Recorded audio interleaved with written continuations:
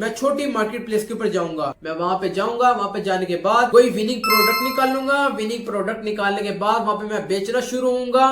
फिर मुझे भी कंपेयर किया जाएगा कि अमार को 20 साल हो गए हैं, कोई नया आने वाला शख्स इसके साथ टक्कर ले सकता है। फिर वो इंसान मेरे पे रखे वो बात करेगा। ये 4 बातें मैं आपसे इन शॉर्ट दोबारा रिपीट कर दूं। वैलिडेशन कैसे करते हैं, प्रोडक्ट को फाइनलाइज कैसे करते हैं, दुरुस्त इंतखाब कैसे करते हैं, क्या लोग बार बार चीजें खरीद रहे हैं, क्या कोई फीचर बेहतर बनाया जा सकता है। यानी कि 10 लोग बेच रहे हैं, 11वां मैं हूं, मैं भी गिलास बेच रहा हूं और मैं गिलास भी बेच रहा हूं, तो 10 लोगों की बजाय वो मेरे से खरीदेगा।